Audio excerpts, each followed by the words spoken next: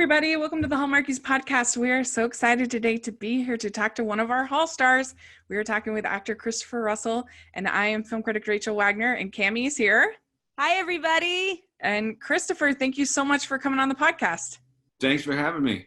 Yeah, we're so excited. Everybody will be thrilled to hear that you're on the podcast. And we, in this crazy time of quarantine, we kind of have been starting there lately in the interviews. How have you been surviving? And have you been doing any crafting or cooking or anything like that to keep you busy? Some parents might say it's harder to be in quarantine with children because of the extra pressure put on with now the remote learning, so homeschooling and just keeping them sort of active and busy and in a good headspace. On my end, selfishly, it's actually been a blessing because I don't have time to think about what's actually going on to the extent that it's going to get me down or want to just sit around in my room and worry.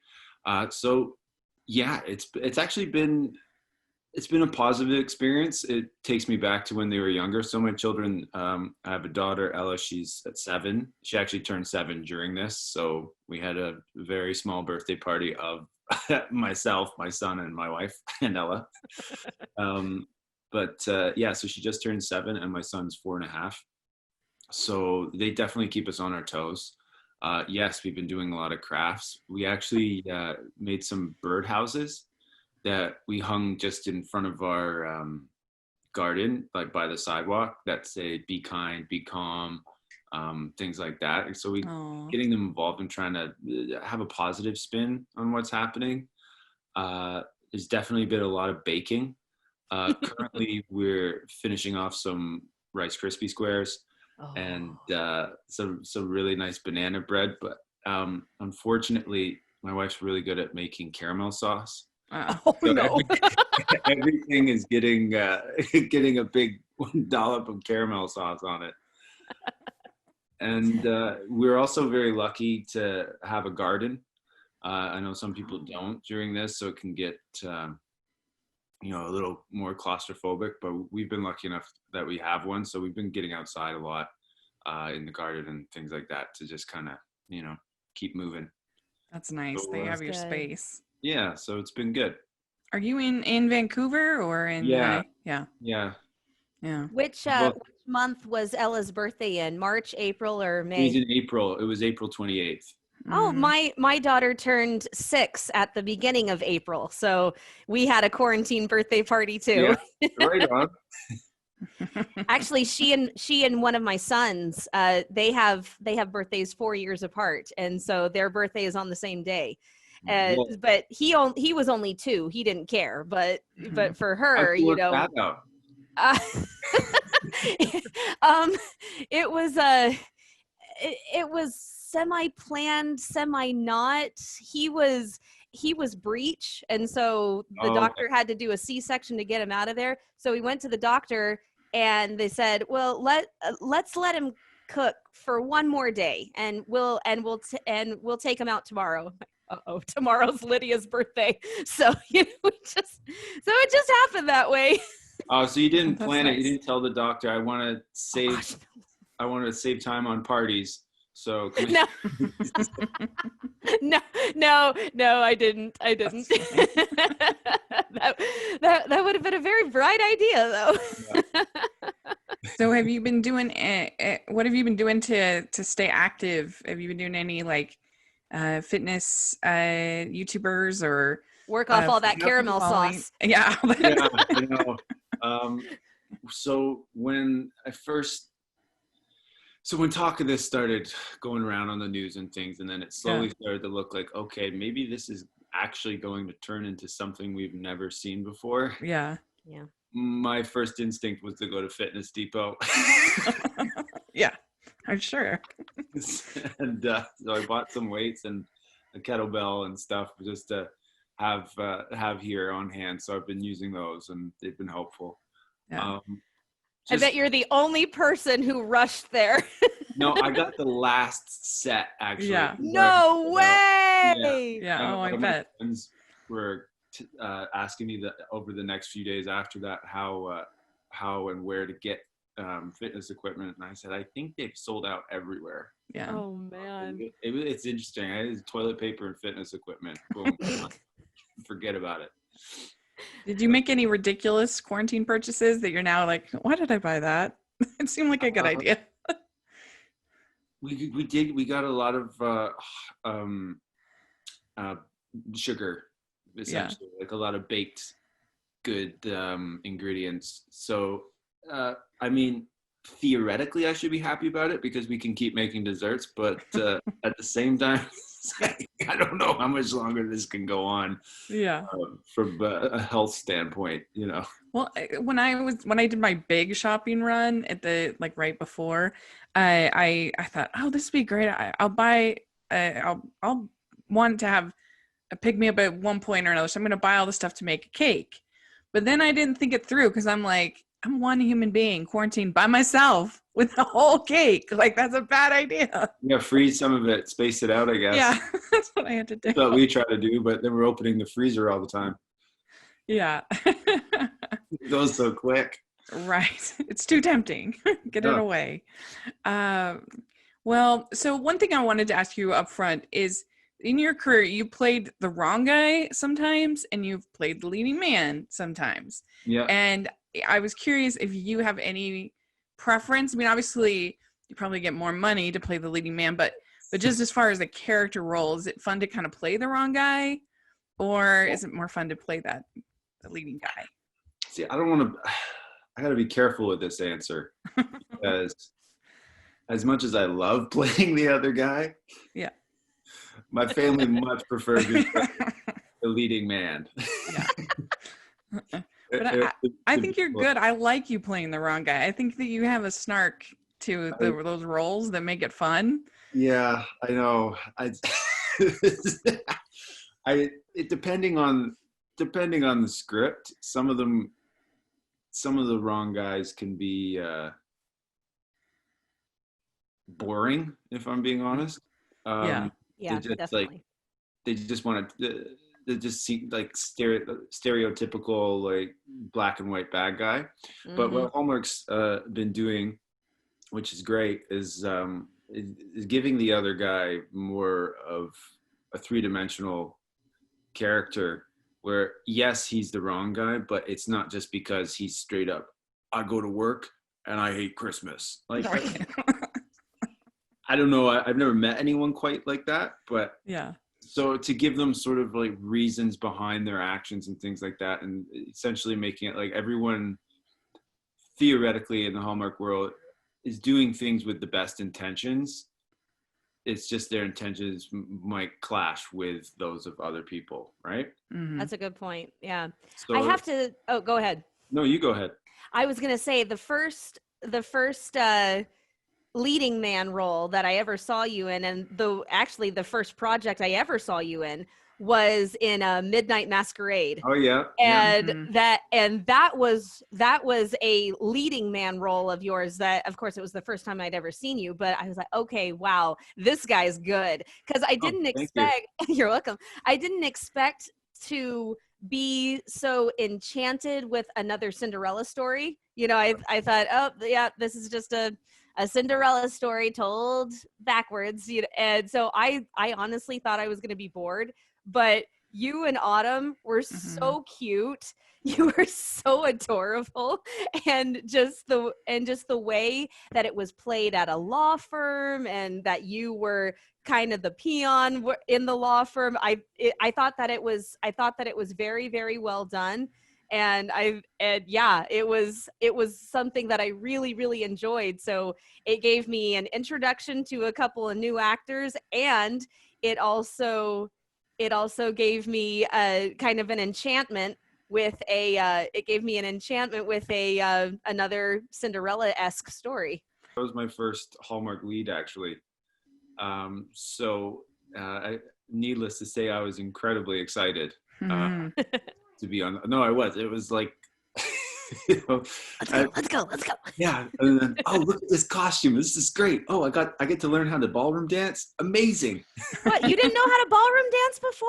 Come on. I mean, I had taken some lessons, but yeah, Yeah. and then the bowling too. Like it was great. Oh my gosh, the bowling. Like the fact that they had that in there, and the director was really gracious in letting us sort of find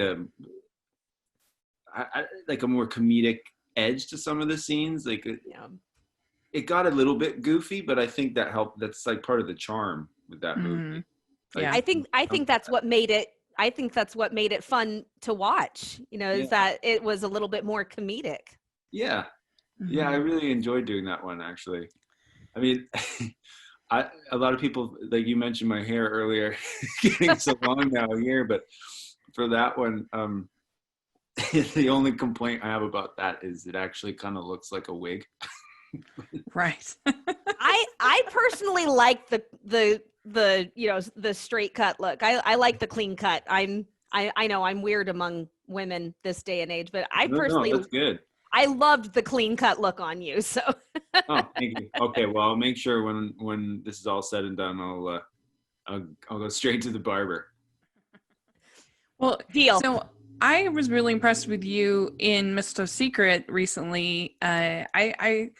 You weren't you weren't the wrong guy because you weren't really a love interest for her, but you were kind of clueless to your friends' feelings and in an entertaining way. I felt like you were kind of an antagonist in a sense. I felt like in the film. And we talked to Tyler, and he had said that you two had discussed kind of this friendship and what it was going to be like and things. And so I just was wondering about your experience with that, and that cemented my enjoyment of you in playing sort of these antagonists. I joked on the podcast that I like Christopher Russell playing a jerk. I think he's very good. I mean, I hope that doesn't reflect my real life personality. Not at all. So far, no. You know. Yeah. We'll let you know. The hour is young. Yeah. Well, when I first read that one, I was very excited because the way I saw it, there's a few ways you could go with it, and I'm sure that the most natural response would be to play him sort of a little more serious about his intentions, and like more of for lack of a better word, more of a jerk on purpose. But I saw a chance to play this buffoonish character who's sort of failed his way to success. Has really which is so unfair. Has really no talent whatsoever, except that he wholeheartedly believes everything he does is great. And to have that sort of mentality in the mix with Tyler's character, who's working really hard, he's gone to university, he really takes everything he does so seriously, and yet I'm the one getting all the credit for it. But instead of making it like I'm stepping on others' toes on purpose to make it to the top, it's just happening for me, and it's great. And I've got this idea, and it's great. And I like this person, that's great too. I have no clue what's going on around me, right? And instead of it being like, there's that part where Tyler bids on the ornament, his character bids on the ornament, and then I up the bid to a crazy amount. So I really hated you in that moment. I was like, how could he? But I saw that not as an instance to be a jerk to my friend. It's like, oh, he's bidding on the ornament because that's a good ornament. Yeah, I should bid on that too. Yeah. Right? Like not anything beyond that. Yeah, it's kind of similar to like Michael Scott in The Office. He's you can't. It's easy for you to forgive him for the ridiculous things that he does because he's never had. He has the best of intentions all the time. My character in Misto Secret had the best intentions. Yeah, exactly. Sterling had the best intentions. Oh my goodness. Now the burning. What was that? No, please. I was about to give a spoiler to those who haven't seen it, so I stopped. Oh, no. Oh. Do it. You're fine. I was just going to say at the end when he finally does realize what's been going on after everything. I was very happy that he had a change of heart and helped out. Yeah. Well, it's not even really a change of heart because he just didn't know what the hell was going on. But yeah, Yeah. heck, It was kind of the light bulb went on for Yeah. him. yeah. But what I was going to ask is the really burning question that everyone's wondering is just how far did you have to bend down to hug Tyler Hines? I'm not that tall. Did he say that? It was just a joke that we kind of said on the podcast because at least on the camera you looked so much taller than he did, and then he said "Merry Christmas, you giant." He's reaching all the way up and you're bending down, so It's trying to make my life difficult. He was wearing flats, and my wardrobe required I had some good 3-inch heels on. So Okay. but no, well, I'm 6'2", and I think he's like 5'11" or something. Yeah. So okay. I could bend down a little bit. You're my husband's height. Oh, yeah. It's a good height. Yeah, it's a very good height. It's a foot taller than I am. Oh, really? Yeah, he's a foot taller than I am. Things get interesting when I'm trying to put my arm up to fix his hair or something like that. Well, like, come on down. It makes sense though, because you can get into the little small places he can't, and he can get the stuff on the high shelf. It's Perfect like duo. yin and yang. It's perfect. Perfect. So your new movie, Love in the Forecast, is directed by Christy Wolf, and you've worked with her 3 times, correct? Yep. And so what is that like working with her? We love her. She's one of our favorites. Oh, she's great. She's also a writer too. So it really helps when she is directing and writing at the same time, or at least if things aren't working because of an issue with a location or something like that, not really jiving with what's in the script. She's really good at quickly coming up with ways to fix it while staying true to the story. And she likes to have chats beforehand about the way things are going, but once we start shooting, her notes are so simple yet effective. Some directors can get very wordy and talk your ear off for a while and almost try to imitate how they want you to do the scene, and then that can get confusing. Whereas with Christy, it's more of just like a feeling she gets across to you. Like in this scene, just have a little more of that love at first sight, but in the cafeteria at high school when you were 14, and you're like, what does that even mean?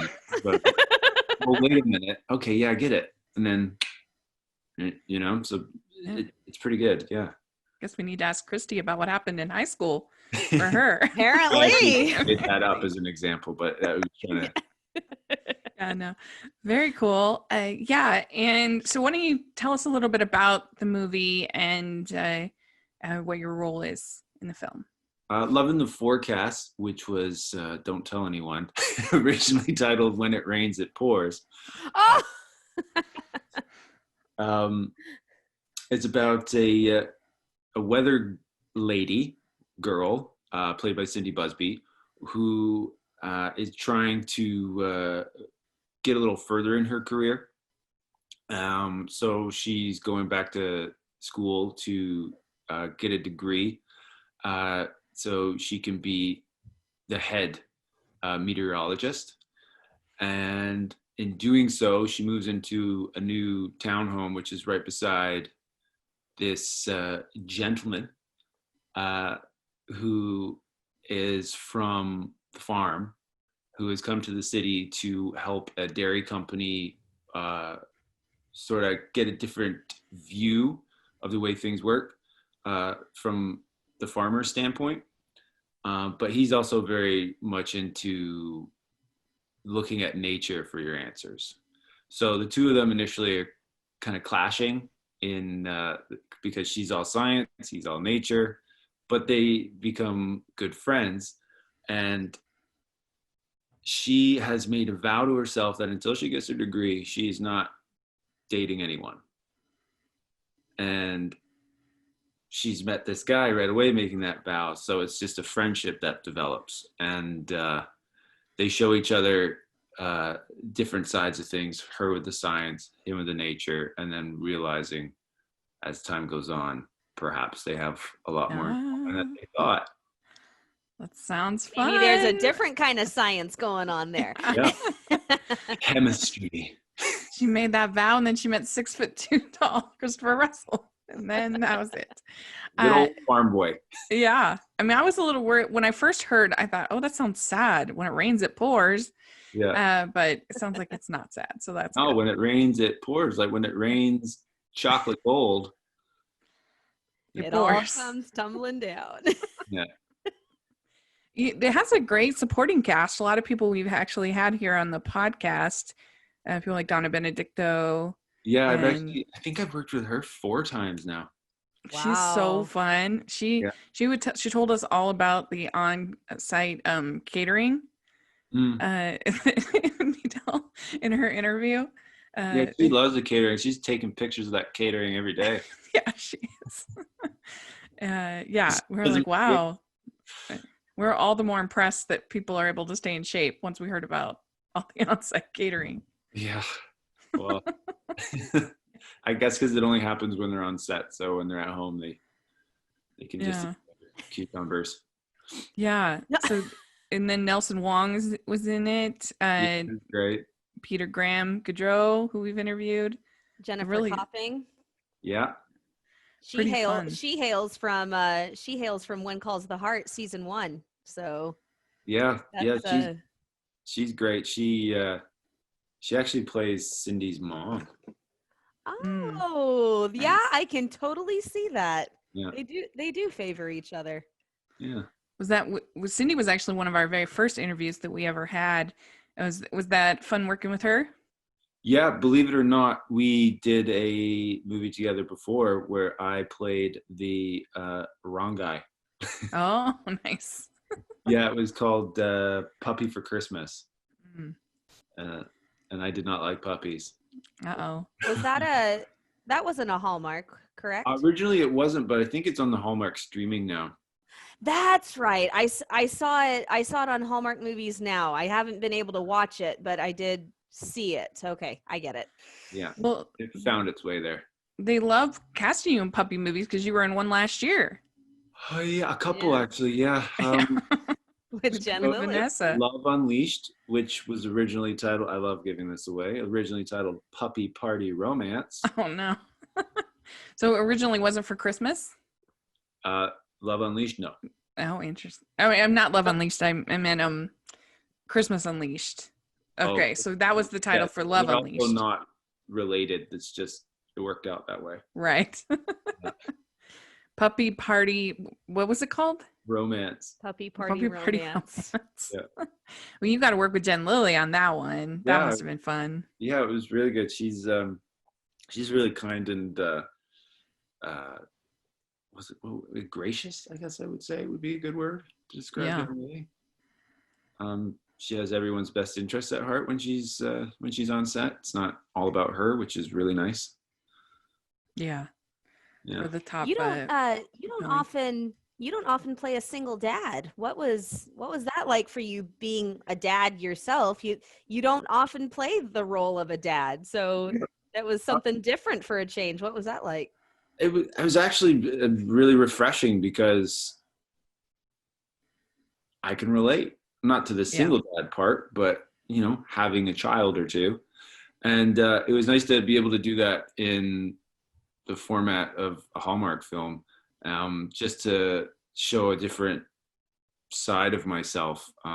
Because when you're playing a single character with no attachments, no children or anything like that, it's a different vibe essentially. But when you're playing one with a daughter in this instance, it's definitely a lot more to add to the dynamic of what's happening when you meet someone and the considerations that need to be taken between those two characters. It's a lot different. Yeah. Yeah, that's interesting. So your first role for Hallmark was back in 2013, I think, the Catch a Christmas Star. Yeah. How did you end up first working with Hallmark? So for that, I auditioned for that one. Mhm. It's just back then, you just go to auditions every week and they sort of just, you forget about them and you move on. But I ended up booking that job. And Steve Byers, who plays the male lead in that, is actually with the same agent as mine. Okay. And we know each other for a long time. So it was great to be able to work together on that. Had you heard of Hallmark? Did you know kind of what it all was? I knew what Hallmark was. I didn't quite grasp their audience reach. I didn't realize the extent of it. It's a whole nother ball game, huh? Yeah. But again, that character was a lot of fun to play. He was, in a way, he's like Sterling Masters. He's just sort of oblivious to everything around him. He failed his way to the top, and he's that, he's that snarky bad guy in a way. Also, side note on that, I've mentioned this before. My daughter was born 2 days before I shot that. 7 weeks premature. So it was a surprise. So I knew the job was lined up. I knew when I was to start shooting it.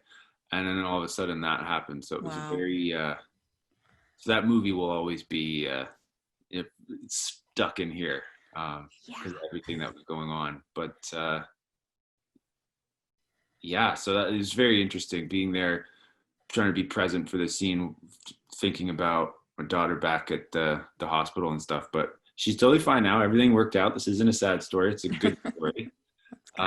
She was well taken care of, and she's above average in height, and she's very energetic, and it's great. But at that moment, it was interesting. It was like my first Hallmark film, and I have that going on at the same time. It was it's very groundbreaking. Yeah. I mean, it must have been a positive experience now, 7 years later. Still working for doing Hallmark movies. Yeah. For sure. That's amazing. So one of the more unique films I think that Hallmark has done is Wedding Bells that you got to be in. Oh yeah. I think it's unique because you have this sort of relationship between you and Tammy, and then Danica and Kevin, and they actually like break up, and then you see them struggling. And then like when they actually get together in the end, to me, it means like way more than the typical romance because they've had that separation. And I don't know, I really like it. I think I'm not that big a fan usually of wedding movies, but this is one that I really like. And I was just curious about that movie, what you thought of that script and getting to work with Tammy, who we love. And that whole cast. Getting to work with Kevin, who we love as well. Yeah. I haven't been able to interview him. No, we haven't been able to interview him, but we like watching him. He's elusive like that. I remember actually on set, he was telling a story. He's like, this was back when you could actually contact Instagram. He's like, I've been trying to get a hold of Instagram because someone has signed up an account in my name and and then he's like, oh, it is mine. Oh, I signed this up. Like he's like, he's just not. So if you're trying to get him to, one day he will. Don't worry, he'll figure it out. He was really great. Him and I, because we played best friends on that. We got along famously while we were shooting that. Had a lot of good times. And Bruce Boxleiter, who plays Dad. Oh yeah. Oh, we love Bruce. It's just such a good one. It's a good movie. I think. Pop in around the corner and say some random thing and walk out with his gruff voice like, hey, when I was making movies back in the 80s, they used to bring us sandwiches whenever we wanted sandwiches. And then he'd walk off. I'm like, okay. They do that now too. Get the man a sandwich. No, but I think he had one in his hand. I just think he was like saying it's still the same. But without saying it, it was great. Oh, that's funny. But working with Tammy, I mean, she's just really nice and easy to get along with. We, as soon as we met, it was, it's just an easy working relationship. It was really good. And I enjoyed that script because initially it's about planning Tammy and my wedding. Right. But then we decided this doesn't seem to be working out so well. On the day of the wedding. I know. That's the one thing that irked me. I was like, oh, come on the wedding day. Yeah, it's true. Better than the day after. We stayed friends afterwards, and then helped our friends, respectively, find their way back to each other. So it was good. Which is why I forgave both of you. Yeah. And Gary Yates, the director, he was great to work with. He'd have some ambitious ideas too, like combining 3 scenes into one take. I was like, how are you gonna? But we did it. We pulled it off. It was good. Mm-hmm. I actually worked with him again on A Dream of Christmas, I think it's called. Mm-hmm. Yeah, with Andrew and Nikki. Yeah. Yeah. Very cool. So you've done like other stuff like Star Trek Discovery and Van Helsing, and so I was wondering if you kind of like that as sort of a palate cleanser to balance out this more sticky sweet Hallmark stuff, to do a little bit edgier stuff.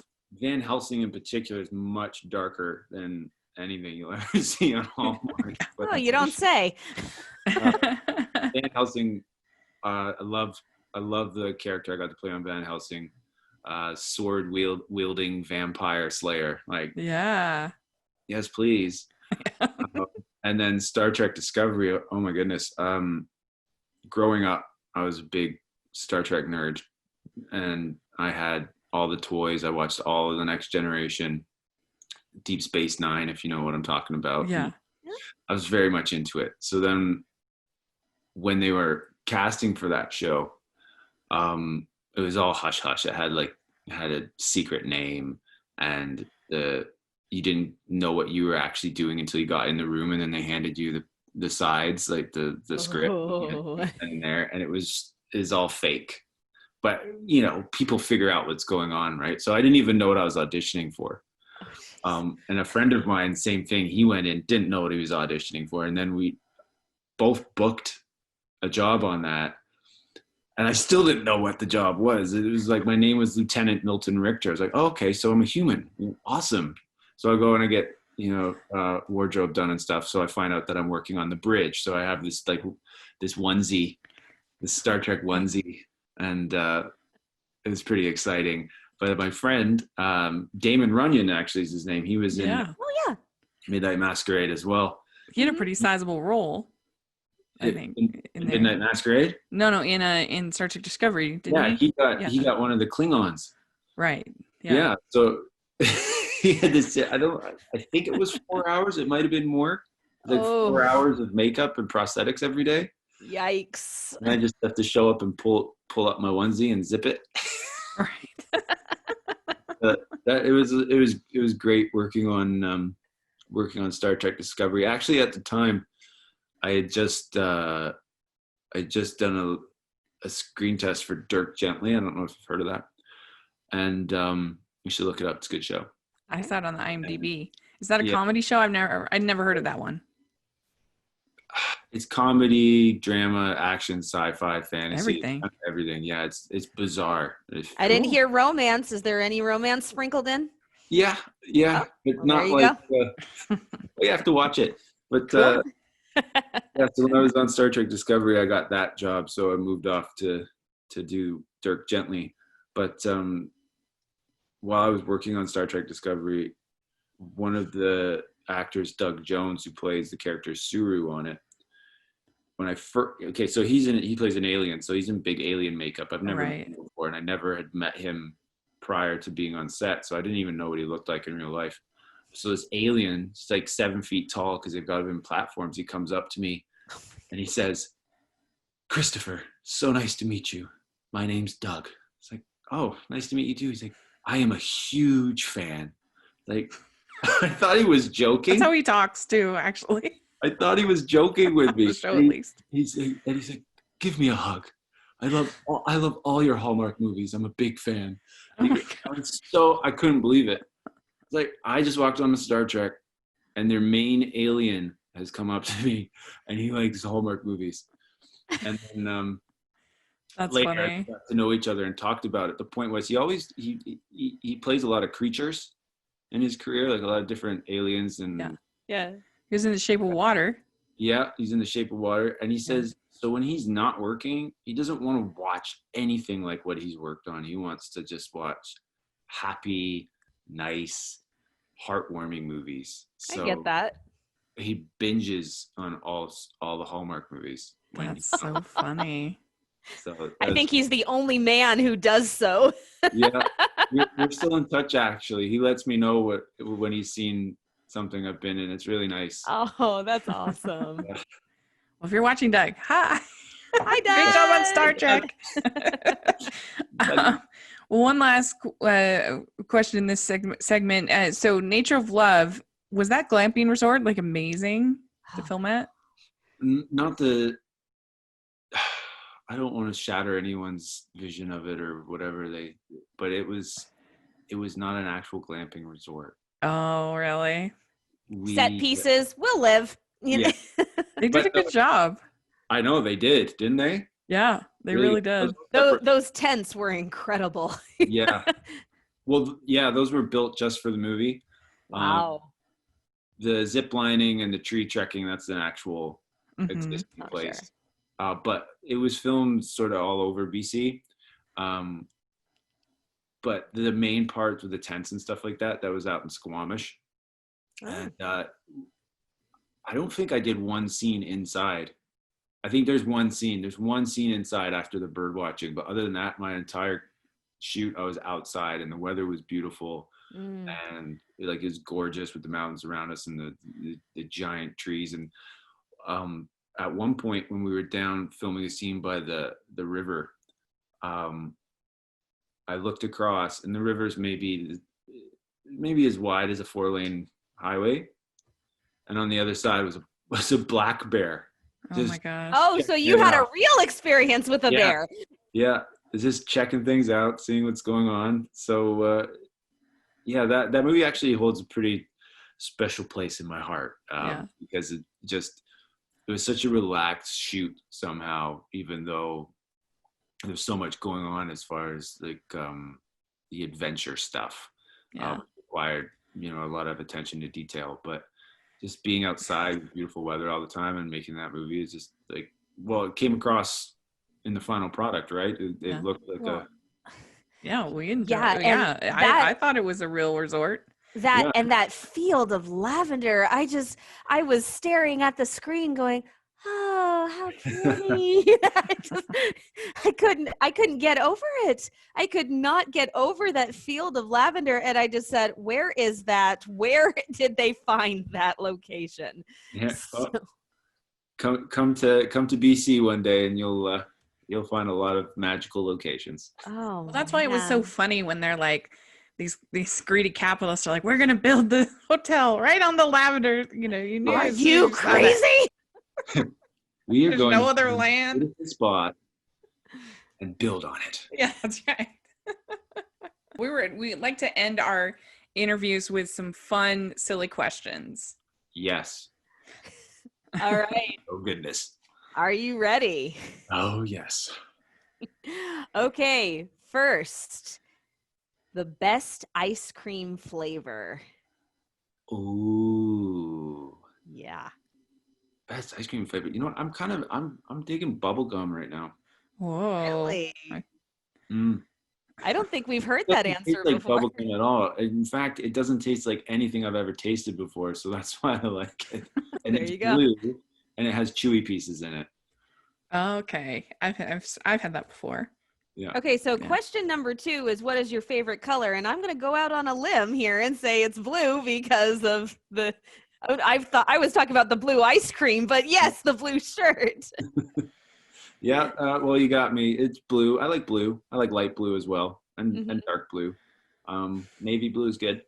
I think the man's into blue. Yeah. Hey, very good. All right, and what was that? I said it's just so versatile. Yeah, it is. It truly is. And what music are you into right now? Oh, Lana Del Rey. I've been listening to some of her. Actually, like this. You know what? I'm really bad at this because when I have kids, it's like listening to that Shark song and stuff like that all the time. So amen, brother. I've been into instrumental a lot and stuff from the 90s, like Portishead, and I listened to the Strokes. They've got a new album out, and Cool. Or where we're at right now. Yeah. Incredibly, with all this access on my phone to all this new music, I am finding out less and less about it than when I had to go to HMV and put the headphones on and listen. You remember that? Anyone? Oh yeah. Oh, Yeah. yeah. They're hanging down, and Yeah. they'd have the album cover. And you Yeah. got to listen to a little snippet. Yeah, that seems like a lifetime ago, but I think it was still around like 10 years ago. So Probably. Yeah. just thought I'd throw that in there for you. Random trivia about Christopher Russell. So, what is the go-to date night food for you and your wife? Oh, that's easy. That's pizza. Oh, do you have a favorite kind? Well, there's this place in Vancouver called Pizzeria Libretto. I've heard of several people tell me that about it. Yeah. Or sorry, Pizzeria Libretto is Toronto. Pardon me, I'm in Vancouver right now. Oh, you gotta switch over. But Pizzeria Libretto in Toronto is the best pizza in Toronto, in my opinion, when I'm there. But when I'm in Vancouver, it's Nicli Antica. There we go. Sorry. Okay, don't know that one. But they both, that's why I got them mixed up. They both, they have some sort of seal from Italy saying they're making their dough in a certain way. Whatever that means, is that it's kind of chewy a little bit, but not in an undercooked way. So It's got the crispy outside, chewy in the center, and then their sauce and just the toppings. Oh my goodness. Making my mouth water. We get like, so this is the thing we do here. Back in real life, before we weren't allowed out, Right. Saturday nights, we get the kids would get to go to this place where they would hang out with other kids and stuff that they would really get excited about. And then we would go out for like 4 hours would be our date night. And we'd always go and get pizza, and I would barely eat all day. And then I probably got some weird looks because I would eat 2 whole pizzas to myself sometimes. Man. Yeah. Hey, if you're gonna do a cheat day, that's the way to do it. Yeah. Right. That's right. What's your favorite topping? What's your favorite kind of pizza? Pepperoni, mushroom, and green pepper with a little bit of extra sauce. Ah, very good. Interesting combo. And when you guys are able to go out, what's your favorite go-to date night activity besides going out for pizza? Well, it depends on the weather. We like to walk. In BC, in Vancouver, we've got the seawall here, so we like to walk along the seawall, get something to eat, or sometimes go shopping for the kids. That turns into a date night. Like, how's this happening right now? Look what we're doing. We have time to ourselves and we're shopping for the kids. It's called parenting. I get it. But no, going for the walks. Sometimes if the weather's good, we have a picnic on the beach.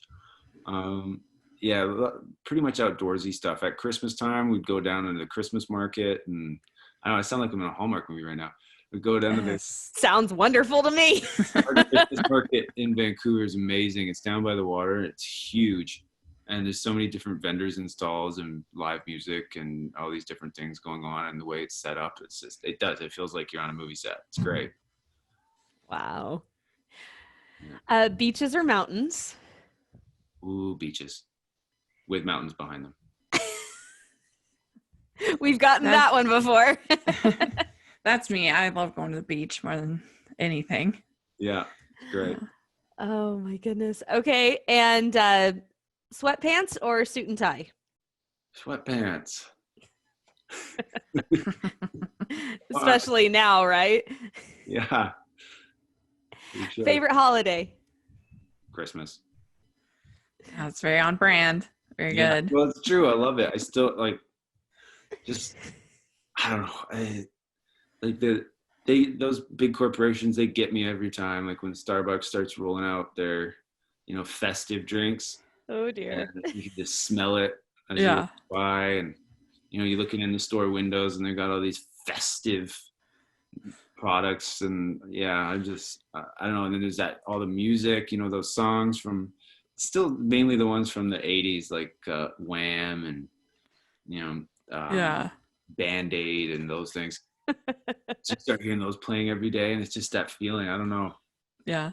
No, I'm the same. It's like I gotta get a peppermint hot cocoa or like that. I've been really liking the ones they're doing with the nutmeg and the cardamom and the pumpkin. Uh-huh. Ooh. Yeah. Oh, hey, I'm with both of you. I don't like to start Christmas stuff until after Thanksgiving, but once it's started, there's no holding me back. And I don't want to take my tree down either. I know it's such an emotional experience to take down your tree. And then it's January, and it's like, now what? You take off the Christmas decorations and you put on snowflakes, and then you take off the snowflakes and you put on hearts for Valentine's Day, so it can be a holiday tree instead of a Christmas tree. Easter eggs. Exactly. You're honest. Well, I mean, one of your movies, you were Mr. 365 Christmas. There you go. So, I mean, you have a valid reason to do it. So.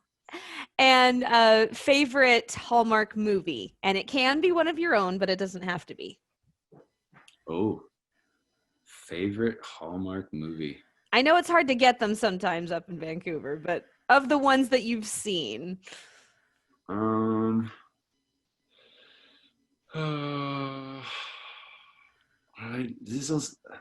really like Midnight Masquerade. Hey, good for me. I know I'm in it, but yeah. Hey, that's all right. That's plug my own material, right? Good. Well, and I mean, one of the things that's so good about Midnight Masquerade is it's an actual Halloween movie. Yeah. You know, Hallmark has so few actual Halloween movies, and so when you actually get one, it's so much fun. It's so much fun to actually do Halloween with it. So I'm with you. I like I said, first time I saw you, like, oh, this is awesome. So and in my defense as well, I haven't seen enough of the other ones to rate them compared to that glorious film Midnight Masquerade. So. Well, there you go. So, Christopher, do you have social media that you would like to share or anything like that? Yep, I am occasionally on Chris Russell Official. It's Instagram. Other than that, that's it. I was slow to the uptake with that stuff. If you try to find me on Facebook, it's not me. I don't know. Okay. So we'll put the link to your Instagram in the description. And thank you so much for doing this. We really appreciate it. It was a lot of fun to get to know you. And if you're listening, please let us know your thoughts in the comment section or on Twitter. We'd love to hear your thoughts, your favorite roles from Christopher. And thanks again. And we hope you have a great rest of the summer and that we are able we're looking forward to the new movie, and then we'll be able to hopefully see you sometime this Christmas in the Hallmark movie world. Fingers crossed. Well, worst case scenario, they'll just be reruns. Right. Which everyone loves anyway. Yeah. So, all right. Well, thanks again. All right. Thanks for having me. It was great. Bye. Bye, everybody. We'd like to thank Christopher coming on the podcast. That was really fun. And Cami, where can people find you? You can find me on Twitter and Instagram at Cami Drama Girl, on Facebook, the Hooked Hardy Facebook page, and my blog is hookedhardy.com. Great. And you can find me at Rachel's Reviews, all of our social media, iTunes, YouTube, and on Rotten Tomatoes. So make sure to check that out. And make sure you're following us at Hallmarkies Pod and Hallmarkies Podcast, all of our social media. And if you are listening on iTunes, please leave us your ratings and reviews. We really, really appreciate it. And if you are watching on YouTube, please give us a thumbs up and subscribe to the channel. That helps us out so, so much. We also have our Patreon group, which has lots of fun exclusives. And there's more information about that in the description. And then we have our merch store, which has tons of fun Hallmark-inspired merch. So make sure to check that out as well. It really helps us out a lot. So thanks so much, everybody. Thanks to Christopher. And we'll talk to you all later. Bye, everyone. Bye, guys.